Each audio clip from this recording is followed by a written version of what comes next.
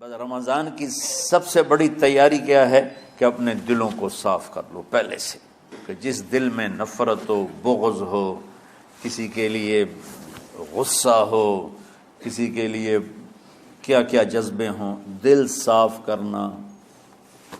ہمارے گھروں میں روزانہ جھاڑو ہوتا ہے، یہاں مدرسے میں روزانہ صفائی ہوتی کہ نہیں ہوتی؟ چونکہ دنیا کی اصل گندگی ہے تو جھاڑو ہاتھ سے نہیں چھوٹ سکتا۔ حرم شریف میں دیکھا کیسے چاروں طرف خدام پھر رہے ہوتے ہیں برش لے کر، تو دل پہ غبار ایسے آتا ہے جیسے صحن میں غبار آتا ہے،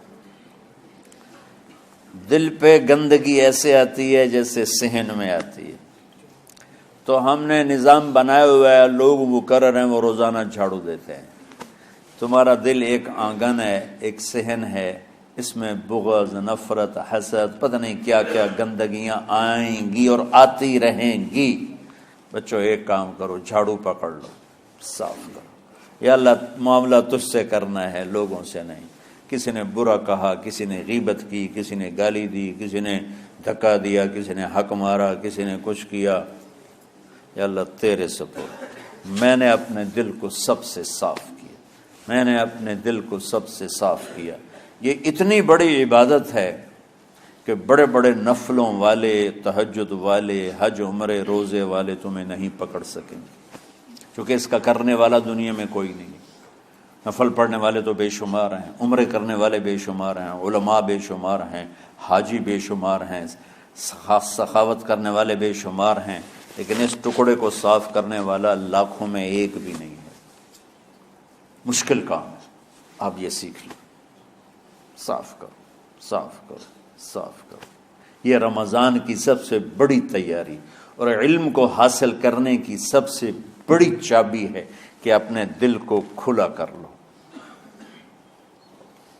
کوئی چیز خالی ہوگی تو کچھ آئے گا۔ جس دل میں بغض بھرا ہو، نفرت بھری ہو، حسد بھرا ہو، کینہ بھرا ہو، اس میں خاک آئے گا، اس میں تو علم کی ایک کرن بھی نہیں آئے گی۔ اس زبان سے چاہے جتنے مرضی موتی بکھیرے، دل اس کا اندھا ہوگا۔ لا تعمى الابصار ولكن تعمى القلوب التي في الصدور۔ یہ آنکھوں سے اندھے نہیں، دل سے اندھے ہیں۔ تو بچوں اپنے دل کو صاف کرنا سیکھو۔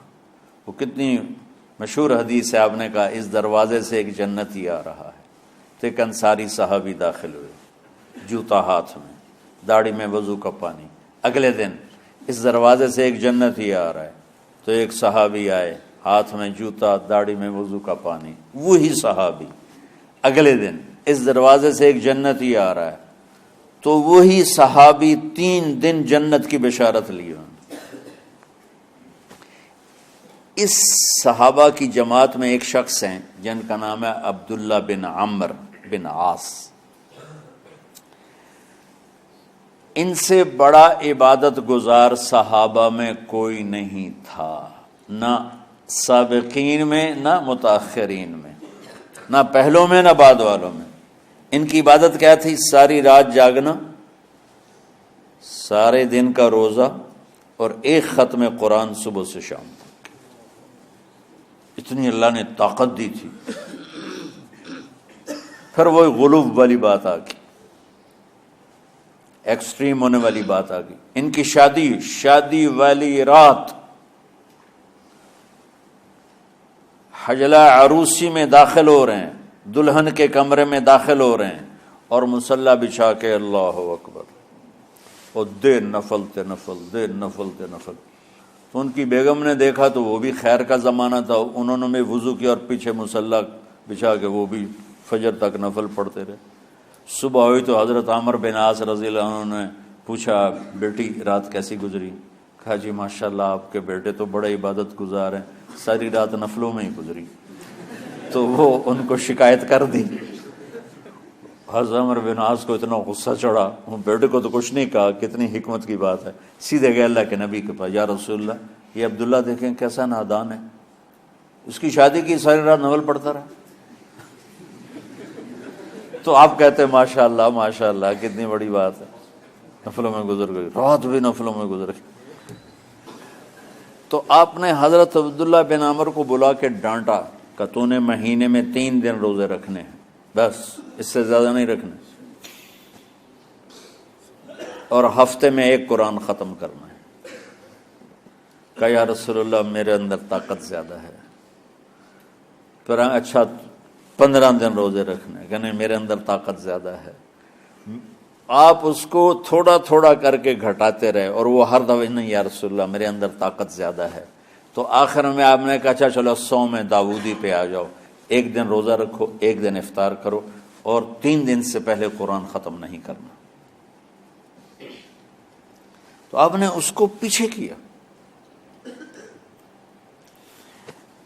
یہ بیٹھے تھے اس محفل میں، ان کے دل میں آیا کیا یہ بزرگ مجھ سے زیادہ عبادت کرتا؟ رات میں ساری جاگتا ہوں، دن روزہ رکھتا ہوں، 1 ختم کرتا ہوں، تو جنت کی بشارت تو مجھے ملنی چاہیے تھی، ان کو کیسے مل رہی؟ یہ کسی کتاب میں نہیں لکھا کہ یہ ان کا جذبہ تھا، لیکن جو کہ میں ان کی سیرت کو جانتا ہوں تو مجھے خیال آتا ہے کہ ان کی نفسیات میں یہ بات آئی ہوگی، چونکہ صرف انہی کو خیال آیا کہ میں جا کے دیکھتا ہوں کہ یہ بزرگ کیا کرتے ہیں۔ تو ان کے پاس پہنچ گئے، چاچا ذرا، وہ ادھیڑ عمر تھے، چاچا وہ میرے ابا تھوڑے ناراض ہیں، تو کچھ دن آپ کے پاس گزارنا کا، بیٹا بسم اللہ آ جاؤ۔ اب رات ہوتے ہی عشاء کی نماز پڑھ کے انہوں نے جلدی سے چادر اوپر لی اور یوں سراغ کر کے ان چاچے کو دیکھنے لگے ایسے کر کہ اب یہ کیا ساری رات سجدہ کرے گا، اور ساری رات روتے روتے روتے روتے مصلی گیلا ہو جائے گا، یا ساری رات رکوع کرے گا، ساری رات قیام کرے گا، ساری رات قرآن پڑھے گا، اس تصور سے یوں دیکھ رہے۔ اور وہ بزرگ صحابی تشریف لائے، سرانے پہ سر رکھا، اللہم بسمک اموت و احیا، ہو گئے۔ اب یہ دیکھ رہے ہیں ابھی اٹھیں گے، ابھی اٹھیں گے، ابھی اٹھیں گے، اٹھے نہیں، فجر کی اذان پہ اٹھے۔ اب یہ تو حیران پریشان ہو گئے کہ یہ کیا ہو؟ اس زمانے میں تو منافق تہجد نہیں چھوڑتے تھے ڈر کے مارے کہ پتہ نہ چل جائے ہمارے کفر کا، تو یہ چاچا جنت بھی لے گیا تو ستا بھی پیا کہ چلو کل دیکھوں گا۔ اگلی رات پھر چادر سر پہ کر کے اور یوں سوراخ کر کے لیٹے ہوئے اور دیکھ رہے۔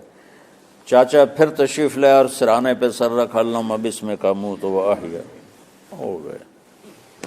فجر کی اذان پہ اٹھے، یہ اور پریشان ہو گئے کہ میرا نبی کا فرمان تو سچا ہے، اس میں تو شک بھی کفر ہے، لیکن عمل کیا ہے جس پر اس کو جنت کی بشارت ملی؟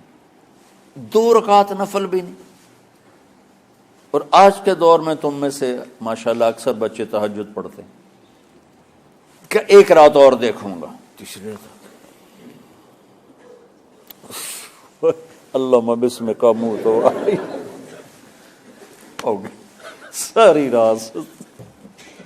تو تیسری رات پھٹ پڑے عبداللہ بن عمر، کہنے لگے چاچا میری ابا سے کوئی لڑائی نہیں تھی، 3 دن میں تیرے بارے میں سنتا رہا، جنتی جنتی جنتی، میں دیکھنے آیا تھا کہ آپ کیا کرتے ہیں، آپ تو کچھ بھی نہیں کرتے ہو، ساری رات سوتے رہتے ہو، اب کیا کرتے ہو؟ انہوں نے کہا بیٹا یہی ہے جو تم نے دیکھا ہے۔ اب ان کو سمجھ میں نہیں آ رہا کہ یہ جوڑ کیسے بٹھاؤں، ادھر جنت کی بشارت، ادھر ساری رات خراٹے، اب یہ اس میں جوڑ کیسے بٹھاؤں، کیونکہ نبی کی بات تو غلط ہو نہیں سکتی۔ تو اب وہ نا ایسے نا بڑے بے دل سے ہو کر واپس مڑے، پتہ نہیں کی چکر ہوئے گی کوئی گل۔ جب وہ دروازے تک پہنچے تو کہنے لگے بیٹا ادھر آنا، واپس آ گئے۔ کہا میں تمہیں اصل راز کی بات بتاتا ہوں۔ کہا کیا ہے کیا ہے؟ تو یہاں ہاتھ رکھا، کہا یہ جو دل ہے نا اس میں کسی انسان کی نفرت نہیں۔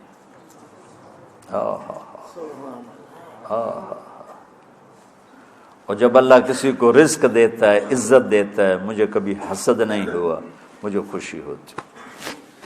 تو عبداللہ بن عمر نے کہنا تھا ہاں یہ بات ہے، نہیں، انہوں نے کہا ہاذا ہوا، اچھل کے کہنے لگے ہاذا ہوا، ہاں ہاں ہاں یہی ہے یہی ہے یہی ہے۔ پھر کہنے کہ چاچا پر یہ میرے بس کا نہیں ہے، کون کرے گا یہ؟ اتنے بڑے آدمی ہو کر کہہ رہے ہیں کہ یہ میرے بس کا نہیں۔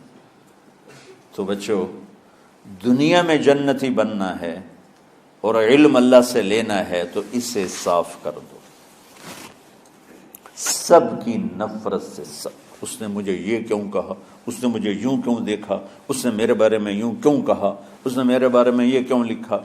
جس کی تعریف ہوتی میری کتنی برائی ہوتی، صرف تعریف تو نہیں ہوتی، بھرا پڑا سوشل میڈیا مجھے گالیاں دیں۔ اللہ کے فضل سے میرے دل میں ایک ذرے کے برابر کبھی کوئی منفی جذبہ نہیں آیا، آئے تو میں دھو کے صاف کر دیتا ہوں، یا اللہ میں نے اپنے دل کو صاف کیا، میرا معاملہ تیرے ساتھ ہے، کسی کے ساتھ نہیں۔ یہی آپ رمضان کی سب سے بڑی تیاری، علم کے حاصل کرنے کا سب سے بڑا ہتھیار آپ کو یہ نہیں ہے کہ تمہیں کتابیں یاد ہو جائیں، تمہیں اشعار یاد ہو جائیں۔ تو ساری امت سے کہتا ہوں رمضان کا استقبال کرو، دلوں کو صاف کر کے، نفرتوں کو مٹا کے، مذہبی نفرت، دنیاوی نفرت، رشتوں کی نفرت، بول چال کی نفرت، سیاست کی نفرت، لین دین کی نفرت، ان سب سے اپنے دل کو صاف کرو تاکہ رمضان میں اللہ نے علم اتارا، اللہ تعالیٰ آپ کو علم عطا فرمائے، اور باقی لوگ جو عام دنیا میں زندگی گزار رہے ہیں ان کے دلوں میں اللہ رمضان کا نور اتارے اور ہدایت کا نور اتارے۔ یہ سب سے بڑی تیاری ہے اس کی۔ اور کسی سے گلہ ہے، غصہ ہے، ناراضگی ہے، کسی سے بولتے نہیں ہو، ابھی سے شعبان آ چکا ہے، آپ شعبان سے رمضان کی تیاری شروع فرما دیتے تھے، تو اس کی تیاری کیا ہے؟ وہ دلوں کو صاف کرو، معاف کرو، معافی مانگو، تمہارا قصور نہیں پھر بھی معافی مانگ لو، دلوں کو صاف کرو، اور اللہ سے سخاوت مانگو کہ اللہ کو سخی بھی پسند ہے اور صاف دل والا بھی پسند ہے۔ بس رمضان کی سب سے بڑی تیاری کیا ہے کہ اپنے دلوں